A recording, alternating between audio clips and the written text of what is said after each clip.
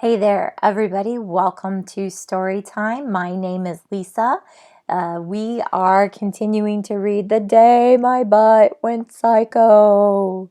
This is our 12-year-old and older group, but of course anybody is always welcome to join and listen in. If you have not listened to the previous chapters of The Day My Butt Went Psycho, go back and check all those out. We're getting ready to start chapter 4, so you might want to catch up a little bit on what's been happening in The Day My Butt Went Psycho. When we last left our story, they had the B team, as they're called, and they're all of the famous butt fighters. There was the butt kicker, the butt smacker, and the butt kisser, who had come along and were helping Zach, and they were going to drop him off at one of the shelters that they had, but he decided to sneak back on to the buttmobile that was flying and was going to have to go take care of his butt. He felt responsible since it was his butt that was causing all of the problems for world domination. And so when the last thing that we kind of read was Zach had kind of stowed away on the buttmobile, and so we didn't, the B team was getting ready to go in to try to take care of everything at the Buttcano where all of the butts were meeting. So this chapter 4 is called Ned Smelly, and that's where we're going to continue. The B team was still where Zach had left them, deep in conversation with Captain Brown, and even better still, they had their backs toward him. But he knew he had to be quick. Zach ran across the roof of the butt shelter and leaped onto the landing pad. He ran to the far side and hid behind one of the wheels of the buttmobile. So far, so good. Now he just had to figure out where to hide. There was no room inside the buttmobile. It would have to be in the cargo hold. He grabbed the handle of the heavy metal door and pulled as hard as he could. The door opened easily, and there would have been plenty of room except that there were 2 large metal drums taking up most of the space. Zach grabbed one of the drums. He expected it to be too heavy to move, but he had to try. To his surprise, it shifted easily. It was completely empty. So was the other one. Zach lifted both of the drums out of and hid them behind a small shed at the back of the launching pad. There was not a moment to spare. Captain Brown, Eleanor, and the B team started walking across to the landing pad. They were talking about how to dispose of the kissed butts. "Don't touch them for a few days," said the kisser. "Leave them until they have degassed themselves. They'll be less dangerous to move." Zach dived into the cargo hold and pulled the door shut behind him. It was cold, and there was a ridge of metal sticking into his back, but even though he was uncomfortable, Zach knew he was doing the right thing. So in the last chapter, the kisser had kissed all of the butts that were at the butt shelter and kind of put him into a trance. And so that's what they were talking about, trying to figure out what to do with all of those butts that were passed out, that the kisser had kissed him into that trance. He heard footsteps approaching to the buttmobile. "Zach's taking a long time," said Eleanor. "Probably still a bit upset that he couldn't come with us," said the smacker. "We might have to leave without saying goodbye." "Don't worry," said Captain Brown. "I'll see that he's taken care of." "Thanks," said the smacker. "Then tell him we're sorry we had to go, but there wasn't a moment to lose." "Will do," said the captain. "Good luck." "Good luck, nothing," said the kicker. "I'll kick their butts so hard they'll wish they never had them." "But they are butts," said Eleanor. "How can a butt not have a butt? It would just be a hole." "Then I'd kick that as well," said the kicker. Zach heard them climb inside the buttmobile. "Prepare for takeoff," said Eleanor. The buttmobile roared to life.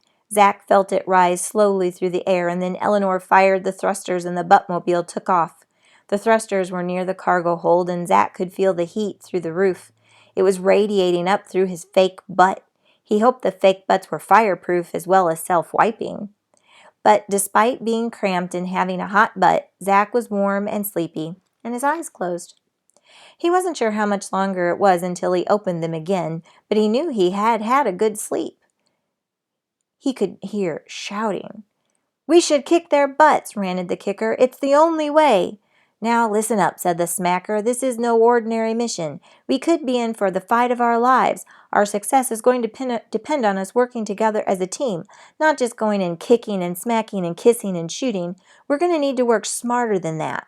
And then we'll kick their butts, said the kicker. Zach heard the smacker sigh. Yes, she agreed, as if talking to a child. Then we'll kick their butts. I've got the butt-cano on the radar, said Eleanor. It's incredible. I've never seen so much butt activity concentrated in one spot, and there are butts pouring in from all directions. How far away is it? Asked the kisser. I'd say about 6 hours flying, said Eleanor. We have to cross the great windy desert. What's the stink factor outside? Said the smacker. Extreme, said Eleanor. We must be approaching the desert now. The muttmobile lurched sideways. Zach started to feel sick again. Uh-oh, said Eleanor. Hold on to your hats. There's a lot of wind out there. An alarm sounded. The buttmobile started to shake as it went into a series of violent dips and climbs. Oh, no, said Eleanor. We're out of gas. Just what we needed. Have we got reserve tanks? Said the smacker. Yes, said Eleanor. There are 2 cans in the cargo hold. Uh-oh.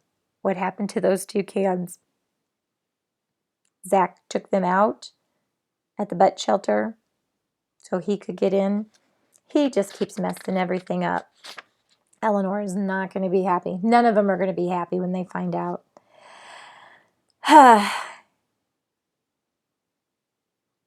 Not going to be happy at all. A fresh wave of nausea flooded through Zach, but this wasn't anything to do with the movement of the buttmobile.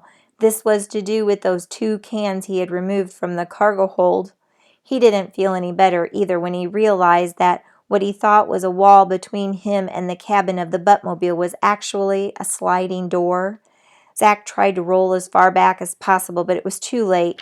The door slid open, light flooded in, and he saw the smacker staring at him. Zach, she said, frowning, what on earth are you doing in there? Zach just looked at her. He couldn't bring himself to tell her what he'd done. He didn't have to. There are supposed to be 2 spare gas tanks in here, she said. You took them out to make room for yourself, didn't you? I thought they were empty, he said. They were so light. Buttmobile gas is lighter than air, said the smacker, flexing her enormous hands, which Zach was scared she would soon be using on him. Have you found them? Called Eleanor. I can't hold it much longer. All I've got is a stowaway, said the smacker, yanking Zach out of the hold. What? Said Eleanor, glancing around. Zach, but what? What? Where are the fuel tanks? He removed them, said the smacker. I told you he was a butt sympathizer, roared the kicker. He's on their side. He sabotaged us. I'm going to kick your... Suddenly, the buttmobile lurched sideways and went into a nosedive. We're going to crash, yelled Eleanor. Brace yourselves. Eleanor and the kisser curled over in the crash position. The kicker and the smacker both grabbed the handhold and pushed their backs against the buttmobile wall. Zach sat down, put his arms over his head, and waited for the crash. He didn't have long to wait. Wham! The buttmobile hit the ground. Zach was thrown forward toward the hatch. He put his hands out in front of him, and the hatch opened. He went flying out and landed headfirst in an enormous clump of thistles. But they weren't the normal thistles. They seemed to be made of stainless steel, and they stank. Luckily, the needle-like thorns had missed Zach's eyes, but he felt like they were stuck in every other part of his body. But even worse was the terrible smell. It was hot, and a strong wind was blowing. What next, thought Zach, as if having his butt trying to take over the world wasn't bad enough. Now he'd caused the B-team to crash the buttmobile. For all he knew, they could be dead, and as usual, it was all his fault. Then he heard Eleanor. Zach, you idiot, she yelled. I'm gonna kill you. Can you get me out of these thistles first? He asked. He felt Eleanor's hand around his ankle, and with one hard yank she pulled him free. Ah! Screamed Zach, as hundreds of needles were pulled from his flesh at the same time. Easy does it. Easy does it nothing, said Eleanor. You're in big trouble. Zach was lying on his back on hot sand, looking up at Eleanor's face as if in a nightmare. Her eyes were bugged out and she appeared to be frothing at the mouth. Above her the sky was a bright, brilliant blue, and the wind roared around them, blowing sand into Zach's ears, eyes, and mouth. You idiot, she screamed. You're an absolute idiot, you idiotic, stupid, moronic, stupid, idiotic idiot. But, Zach said, don't interrupt me, spat Eleanor. I haven't finished yet. You crazy, lame-brained, pathetic, dumb, clutched fool. You forgot idiot, said Zach. But Eleanor's only response was to put her hands around Zach's throat and start squeezing as hard as she could. No, Eleanor, he yelled, but all that came out was a high-pitched, strangled noise. In the distance, Zach could see the Buttmobile stuck nose first in the sand. It was planted almost vertically, but apart from the Buttmobile there was nothing, just desert as far as he could see. Hot, windy, stinky desert, broken only by the occasional clump of needle thistles. It was very much what Zach imagined hell would be like, except without the flames. I really don't think you should do that, said a voice. You might hurt him. That's exactly what I intend to do, said Eleanor. No, said the voice. I think that's a bad idea. Life is hard enough out here. You got any better ideas? Said Eleanor. Yes, said the voice. Let him go, and have some of this oxygen. I think you're suffering from methane madness. Zach felt Eleanor's hand release their grips on his throat. Zach looked up and saw a strange-looking man. He looked like a desert island castaway. He had a long beard and was wearing frayed and torn pants cut off at the knees. His skin was burned a deep reddish-brown color by the intense sun, but the really strange thing about him was that he was wearing scuba diving gear, twin oxygen tanks on his back, a mouthpiece, and a face mask. He took the mouthpiece off of his mouth and gave it to Eleanor. She gulped deeply. Hey, not too fast, he said. Just take it slowly. Once she was calm, he knelt down next to Zach, who was still coughing and choking. Here, he said, offering Zach the mouthpiece. Take some of this. The methane in the desert wind is pretty poisonous. It does strange things to your head. Breathe it for too long, and it'll kill you. Zach took some deep lungfuls of oxygen. It felt wonderful. After a couple of minutes, the man pulled the mouthpiece back out of Zach's hand and took a few breaths for himself. Suddenly, Eleanor jumped up, screaming and slapping her legs. What's the matter? Said the man. There's something in my pants. Don't worry, he said. It's probably just stink ants. They won't hurt you, but try not to squash them, though. Why not? Said Eleanor, still hopping and slapping. Because if they pop, they stink, said the man matter-of-factly. Eleanor immediately stopped her mad dance and stood there squirming instead. So what do I do? She said. Just stand still, said the man. He pulled a small cloth bag from his pocket of his shorts, opened the neck, and poured some small white crystals around her feet. What is it? Said Eleanor. Needleweed sugar, he said. It's very sweet. They love it. Zach watched amazed as a line of fiery red ants appeared out of the bottom of Eleanor's trouser legs, marched across her foot, and swarmed all over the sugar. Amazing things, stink ants, said the man. They're the only thing that can survive out here. Well, except for me and the needleweeds. Zach winced. He already knew about needleweeds. You live out here, said Eleanor, staring at the man as if he was completely crazy. Yes, he said. The great windy desert is where the old farts come to die, including me. He laughed in a wheezy, high-pitched way, which degenerated into a coughing fit. He took a few mouthfuls of his oxygen. He held out his hand. My name is Ned, he said. Ned Smelly. Ned Smelly, said Eleanor. Didn't you used to be a butt hunter? He nodded slowly. How did you know that? I've heard my father talk about you. Your father's a butt hunter, he said. What is his name? Silas Stern, said Eleanor. Ah, Silas, he said, the greatest of the greats. We hunted together on many occasions. In fact, he was with me on my last hunt, the hunt that earned me my name. You see, I haven't always been called Ned Smelly, but after our run-in with the Stinchinator, the great unwiped butt, I was never the same. What happened? Asked Zach.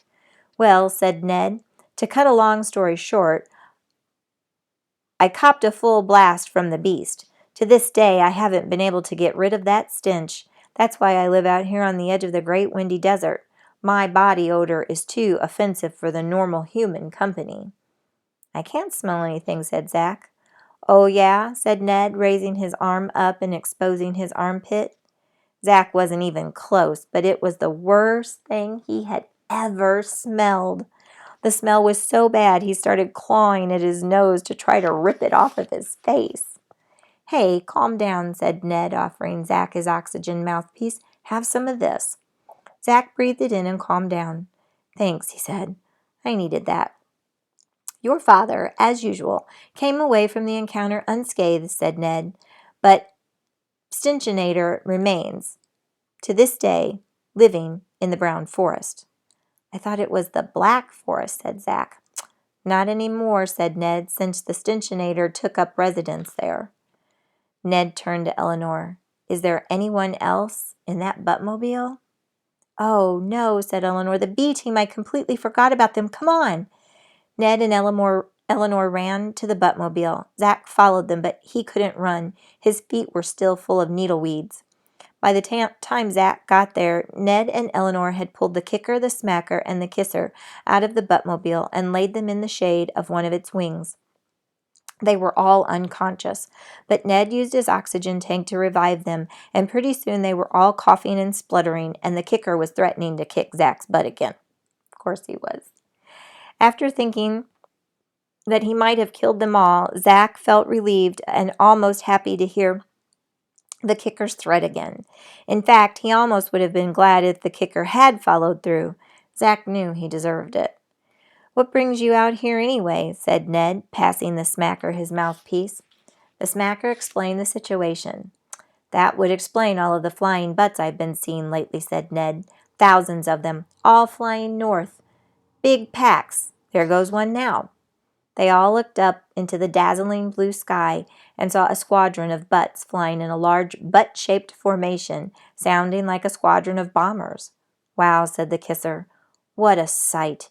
There must be at least 10,000 of them up there. Wish my legs were longer, said the kicker. I could give 'em what's coming to 'em right now. The butts moved surprisingly fast across the sky. The group watched them until they disappeared into the horizon. Why is the sky so blue here? Said Zach. It's the methane, said Ned. It intensifies all the colors, but it also makes you go a bit crazy. Everybody knows that, said Eleanor, looking at Zach pointedly. Zach shrugged and looked at the ground. Go easy on Zach, said the smacker.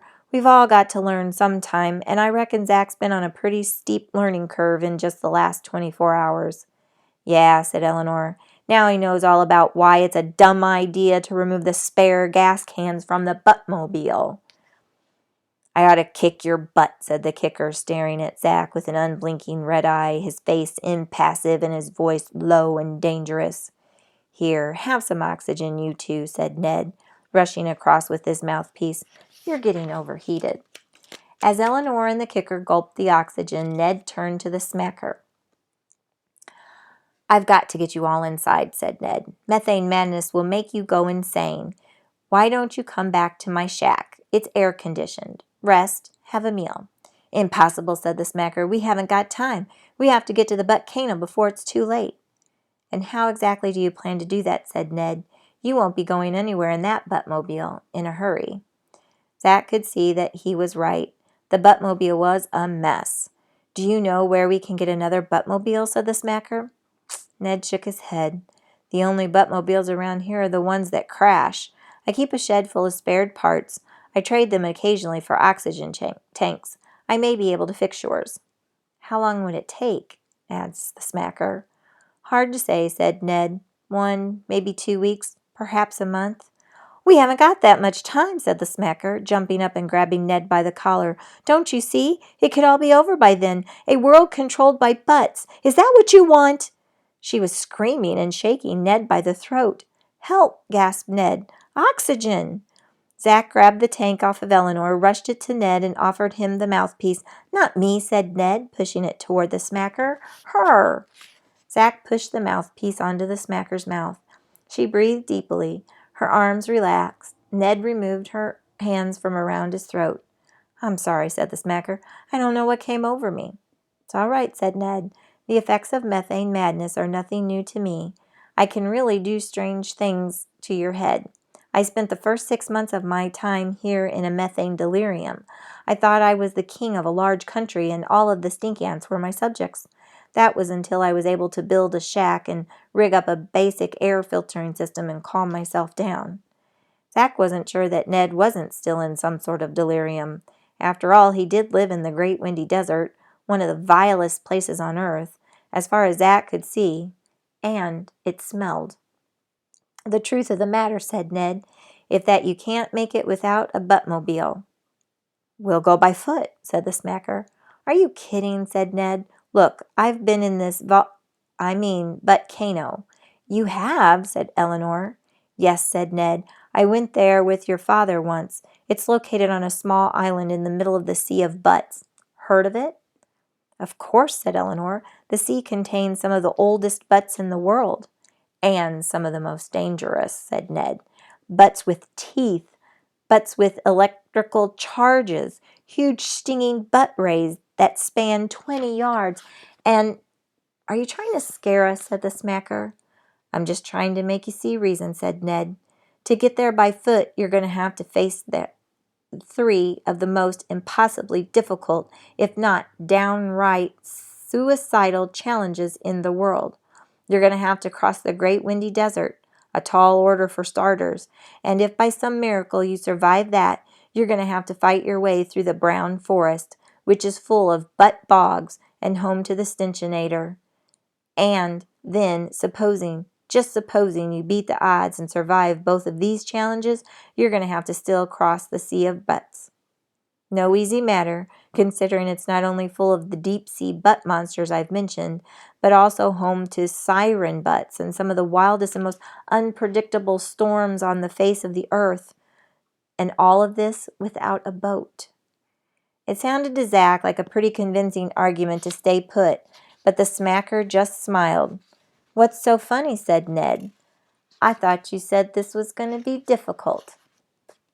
And that's where I'm going to stop for today. Oh, goodness. So Ned seems kind of crazy to Zach for living out there in the desert, in the Great Windy Desert. And so they are going to try to figure out how to be able to make it to this Butt-Cano and stop everything that's going on with these butts trying to take over the world. So we'll see what happens. I'm sure that Zach will get them into some more trouble very soon. So stay tuned. Come back and see me again next time to hear the rest and see what happens. Thank you for coming and seeing me today. I appreciate it, and I'll talk to you guys soon. Bye.